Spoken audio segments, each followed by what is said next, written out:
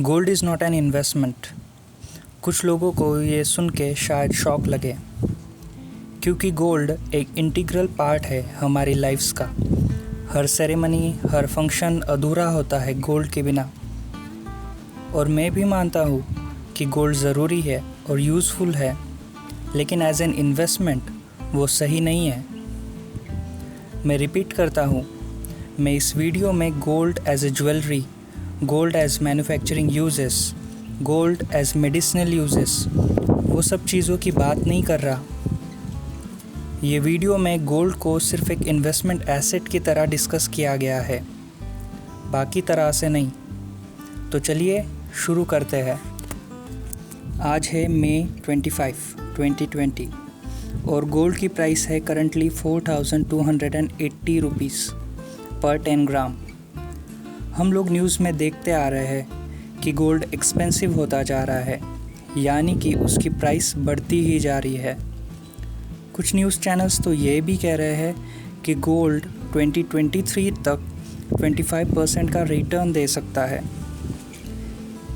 ये बस इस बार का नहीं, बल्कि हर बारी जब रिसेशन या मार्केट क्रैश होता है तो न्यूज़ वाले gold as an investment asset project करने लगते हैं और अपने व्यूअर्स को गोल्ड की तरफ इशारा करते हैं। न्यूज़ चैनल्स का वैसे भी कोई भरोसा नहीं होता, क्योंकि जब मार्केट बुल रन में होता है तब यही लोग होते हैं जो कहते हैं कि इक्विटीज़ में आ जाए, अच्छा रिटर्न मिलेगा। तो क्रैश में गोल्ड कहेंगे और बूम में इक्विटीज़। तो ज़रा इनकी एडवाइस से बचे। एनीवे, तो वापस आते हैं अपने टॉपिक पे। तो मैं कह रहा हूँ कि gold is not an investment. मैं ऐसा क्यों कह रहा हूँ, ये जानने से पहले समझ लो कि दो तरह की इन्वेस्टमेंट्स होती है। एक जहाँ तुम्हें एसेट खरीदना पड़ता है, जिसमें एसेट की खुद की कोई कीमत नहीं होती, वो तो लोग खरीदते हैं, इसलिए हम भी उसे खरीदते हैं इस आशा में कि कोई आगे जाके हमसे वही चीज़ महंगे में खरीदेगा। दूसरे एसेट्स होते हैं जिनमें खुद की वैल्यू होती है, जो चाहे हमसे बेचे जाए या ना बेचे जाए, हमें उनसे काफ़ी फ़ायदा हो सकता है।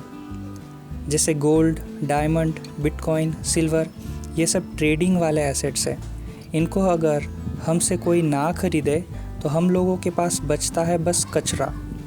सोचो तुमने डायमंड खरीदा 1,00,000-2,00,000 में और वो तुमसे बेचा ना जाए, तो तुम क्या करोगे?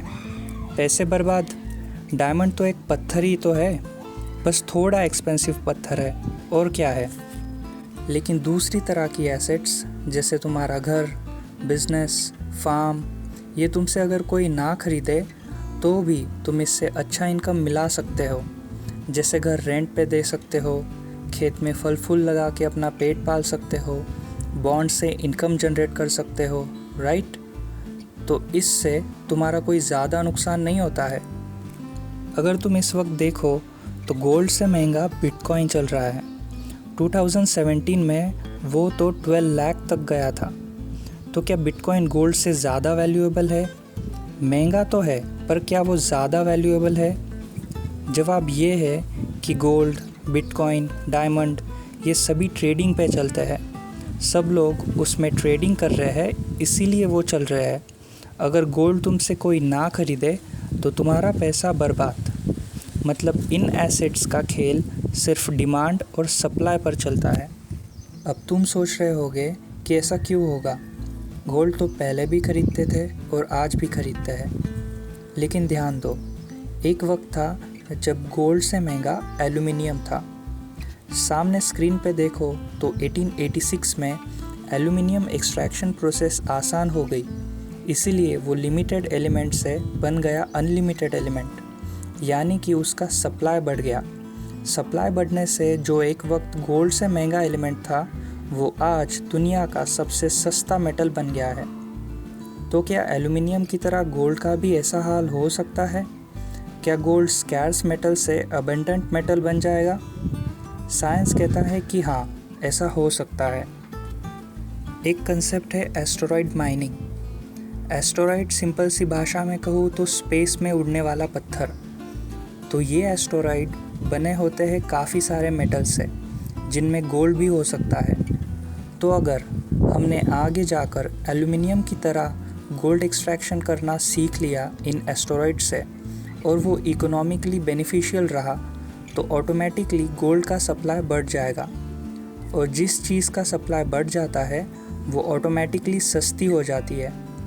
तो शायद ऐसा वक्त आए कि गोल्ड हम एल्युमिनियम की तरह आगे जाकर कचरे में बेचें। लेकिन ये बातें अनसर्टन हैं और फ्यूचर की है। प्रेजेंट सिचुएशन से देखते हैं। समझ लो तुमने गोल्ड लिया 30 साल पहले 10 ग्राम और उसे 30 साल बाद फिर से खोला, तो क्या तुम्हारे पास 10 ग्राम की जगह 20 ग्राम गोल्ड हुआ? नहीं, राइट? क्योंकि गोल्ड कुछ प्रोड्यूस नहीं करता। तुम गोल्ड को 10 साल क्या 100 साल संभाले रखो, उसमें कोई फिज़िकल या केमिकल चेंज नहीं आएगा। It is completely useless in terms of growth. लेकिन तुमने अगर बिजनेस में शेयर होल्डिंग ली होती 30 साल पहले, तो समझ लो वो 50 करोड़ का था ड्यूरिंग स्टार्टअप, तो 30 साल बाद वो 5000 करोड़ का हो सकता है। 50 करोड़ से 5000 करोड़ सिर्फ बिजनेस में बनते हैं, गोल्ड में नहीं। Business is for income. Gold is just an useless asset which has no use except for trading. लेकिन कुछ लोग कहेंगे कि नहीं, गोल्ड की प्राइस तो बढ़ती है, गोल्ड पे रिटर्न तो अच्छा मिलता होगा। तो मैं कहता हूँ मिलता है, पर इतना नहीं जितना तुम सोचते हो। सामने है 30 year gold versus stock market index के नंबर्स। पिछले 30 सालों में गोल्ड ने दिया है अप्रॉक्स 9.4% एनुअल कंपाउंड रिटर्न, जबकि सेंसेक्स यानी कि हमारे बिजनेसेस ने दिए हैं 13.6% कंपाउंडेड रिटर्न। अगर किसी ने 30 साल पहले गोल्ड में 1 लाख लगाए होते तो वो आज बनते 14.80 लाख रुपीस, और अगर वही 30 साल पहले अगर इंडेक्स में लगाए होते तो वो बनते 45.82 लाख रुपीस, और ये तो विदाउट टैक्सेस का रिटर्न है। अगर टैक्सेस इंक्लूड किए जाए तो गोल्ड का रिटर्न इससे भी कम हो जाएगा। गोल्ड में काफ़ी सारे टैक्सेस लगते हैं, जैसे 3% GST, आपने ज्वेलरी थ्रू इन्वेस्टमेंट की तो मेकिंग चार्ज, वेस्टेज चार्ज जो 10 to 20% लग जाता है। आपने अगर गोल्ड ETF में भी इन्वेस्टमेंट की तो भी गोल्ड ज्वेलरी की तरह 20% टैक्सेबल होता है और ऊपर से सरचार्ज, जबकि इंडेक्स फंड में आपको सिर्फ 0.10% एक्सपेंस रेशियो लगेगा और 10% LTCG। Simple process, greater return. अगर कंट्री की इकोनॉमी की नज़र से देखें तो गोल्ड हमारे लिए हार्मफुल है, क्योंकि इंडिया के पास ज़्यादा गोल्ड माइंस नहीं है। हम लोग गोल्ड इंपोर्ट करते हैं और ज़्यादा इंपोर्ट होने से हमारा ट्रेड डेफिसिट बढ़ता है। लेकिन जब आप स्टॉक मार्केट में इन्वेस्ट करते हो तो आप इंडिया के बिजनेसेस को ग्रो करने के लिए मदद कर रहे हो और उसका हमें काफ़ी फ़ायदा होता है। तो क्या गोल्ड पूरी तरह यूज़लेस है? उसका जवाब है नहीं। गोल्ड यूनिवर्सल करेंसी की तरह है। आप इंडिया में हो या चाइना, गोल्ड का इस्तेमाल आप एक्सचेंज के तौर पर कर सकते हैं। जब रिसेशन, इन्फ्लेशन ऐसी चीज़ें होती है, जब लोगों के पास पैसे नहीं होते, तो उस वक्त गोल्ड का इस्तेमाल उसे गिरवी रख के पैसे लाने में आप कर सकते हैं। या फिर कोई फाइनेंशियल इमरजेंसी आ गई, वॉर हो गई, तब भी गोल्ड अल्टीमेट सहारा होता है। लेकिन हम इंडियंस हैं, उतना गोल्ड तो हमारे पास ऑलरेडी ज्वेलरी फॉर्म में होता ही है। हर इंडियन फैमिली के पास वैसे सिचुएशंस के लिए गोल्ड होता है। तो हम लोग इतने भी फाइनेंशियली इलिटरेट नहीं हैं। इंडियन समझदार है, पहले से थे और अभी भी है। तो गोल्ड खरीदे, लेकिन ज़्यादा नहीं। आपको उसका इस्तेमाल क्या है ये तो अब तक पता चल ही गया होगा। ईयरली बेसिस पे देखो तो कॉर्पोरेट इंडिया यानी कि हमारा इंडेक्स 22% डाउन है और गोल्ड 48% ऊपर। तो इतना सब सुनने के बाद आप क्या चूज़ करोगे? एक्सपेंसिव गोल्ड जो 30 साल बाद वैसे ही 10 ग्राम का 10 ग्राम ही रहेगा, या फिर कॉर्पोरेट इंडिया जो 30 साल बाद आज से बेहतर पोजीशन में होगा? डिपेंड करता है आपकी सोच पर। हर किसी को हक है कि वो अपना इन्वेस्टमेंट डिसीजन खुद ले। मुझे जो कहना था वो तो मैंने कह दिया, अब आपकी बारी है। गोल्ड या इक्विटीज़, योर चॉइस।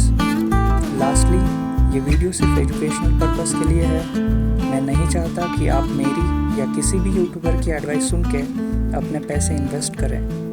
आपका पैसा आपकी जिम्मेदारी है। तो मिलते हैं नेक्स्ट वीडियो में। Thank you.